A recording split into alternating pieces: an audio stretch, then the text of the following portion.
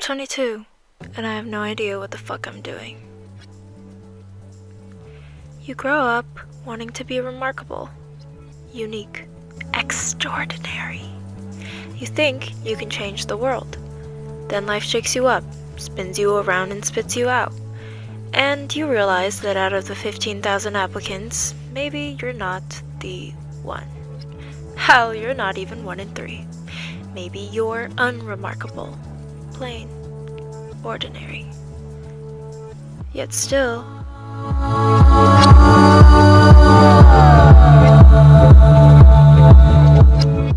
you want to change the world.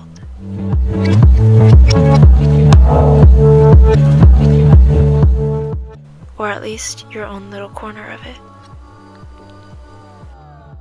I can't promise that anything in this video will be revolutionary, an original thought, or state-of-the-art. But I can promise you it will be evocative, earnest, and existential. I can promise that you will have felt what I have, for I live the life of a normal person. I hope you feel seen, heard, held, or at least a version of you might relate to what I have to say. I'm 22, and I want to change the world. The problem is, I don't know how. I have a semblance of an idea, a seed that's only just sprouted, but other than that, it's just a dream. I dream a lot.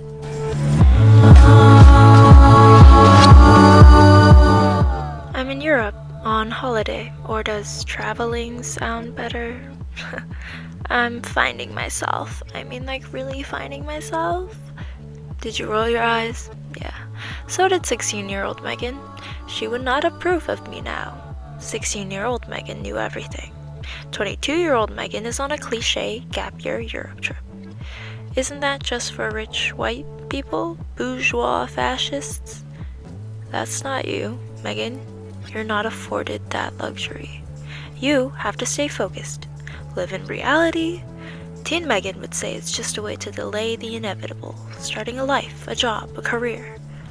Though privately she wished she was them, carefree and worldly. So why did I feel the need to do it? Well, for one, Teen Megan didn't anticipate the piles of job rejections she'd received. Yeah. Growing pains. She didn't expect the overwhelming doom that she'd spent 4 years in research only to realize that maybe academia isn't for her. In fact, it drained her. So, what fills her cup? When she was 12, she dreamed of being an artist. Why hadn't she done it? Who was she living for?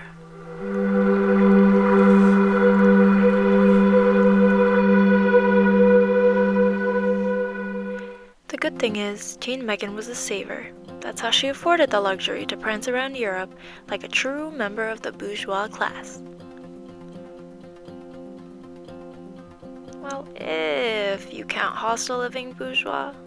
Still, that teen girl thought she'd be more self-assured, confident, and opulent at 22. Instead, this is the reality. I'm 22, and these are my firsts. The first time in Europe. First feelings. First tastes.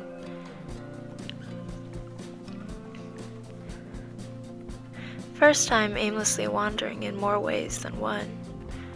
First time figuring out what I want to do with the rest of my life. First time where all my friends are scattered around the world. First time as an adult. First time in the real world.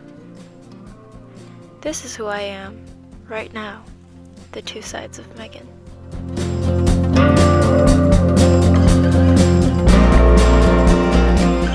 The first is the nihilistic hedonist in her pursuit of pleasure.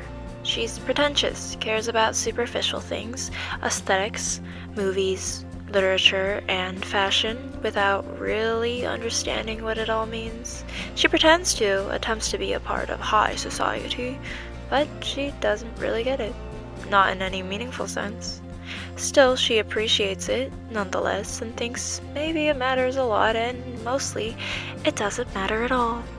After all, that's what hedonism is all about, right? Pursue pleasure, nihilistic notions that nothing lasts, nothing means anything, carpe diem, and all that, right?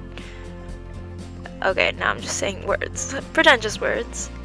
Some days she's disciplined, proud, and optimistic. Others she's lazy, unsure, and pessimistic. But she's always ambitious. Most of all, she's delusional. Some may say she's crazy, a round peg in a square hole. She thinks she can change the world. For good? But how? She's not very conscientious. She's perhaps a bit selfish, indulgent, and narcissistic. She's distracted. She cares how she's presented, cares about beauty and youth, and she doesn't think enough about others, and she pretends a lot. She pretends like she knows what she's doing. She starts things, grows tired of it midway through, and forgets about it. She has half-completed or half-unfinished projects lying around. She lies, sometimes without reason. She vehemently espouses strong political ideologies, stances, and protests that perhaps she'll change her mind about in the future. She's unsure, and she's scared for her future.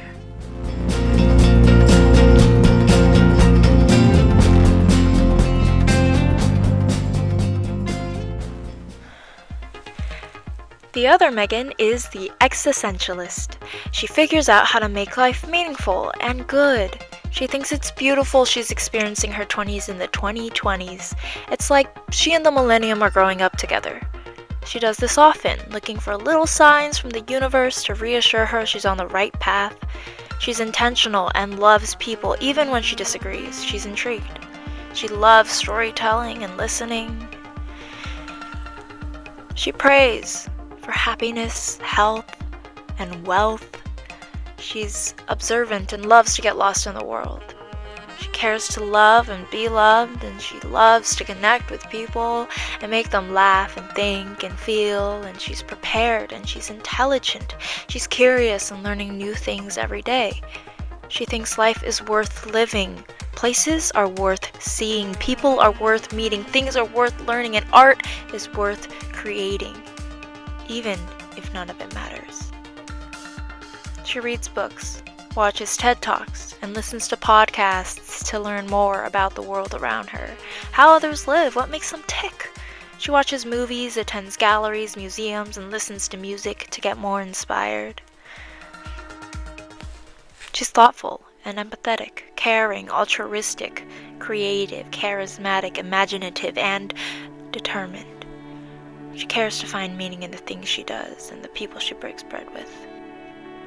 She cares about her friends and her family, her sister and her future, her parents and their health. It's getting to that age where their backs ache and their joints inflame and they tire quicker. She's nurturing and delicate. Another thing 16-year-old Megan didn't anticipate is that she started thinking about age for the first time. Aging, wrinkles and undesirability, angles of her face she doesn't like, and flabs of fat that appeared overnight. She had never thought much about death before, never been directly affected by it. At 22 she has 2 deaths in her life at 22. She's experienced grief and fear of loss. Her mother was diagnosed with cancer. She's realized she's taken people for granted, life for granted. She doesn't know what to do with the bereavement. She has so much love and care for the deceased with nowhere to put it. But just as you compare yourself when you celebrate your friends taking the next step in their happy relationship and you wonder why that isn't you, she compared herself to her dead friend, who was only a few years older than her.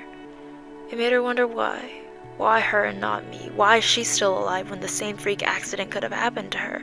Is she just going through the motions of life? If she were to die right now, would she be happy with the way she lived? Afraid to commit to what she actually wants. Afraid to no longer be the bragging rights of her parents. Afraid to admit she no longer desires to attain the coveted capital D doctor title. Afraid to stray from the path laid for her since she was in Montessori school. Afraid to take the path less traveled. Afraid to fail. afraid to try. I'm 22 and I've grown a lot since 16. I form my own opinions instead of going with the herd. I no longer resent the way I was raised and appreciate watching my parents hustle. It taught me hard work. I'm no longer heavily fixated on fitting into Eurocentric features and ideals. I love my heritage and my Taiwanese-ness, and I'm obsessed with learning more about my history, my culture. I have a much stronger personal style, and I'm no longer trying to see things from an adult's perspective. I'm trying to revive my childish imagination. I'm much more cautious. I understand that not everyone is kind, although I still believe that most people are. I become much more introverted. I no longer seek validation from my dating life. I'm not as impulsive, and I'm much more grounded. I can regulate my emotions better. For a long time, I was hastened to create something new, unique, original, perfect. Well, now I just want to create something real. I'm evolving rapidly. At 22, I have a choice. Where will I be at 23? 23, the perfect prime number. Hopefully, I'll be on my way to changing the world.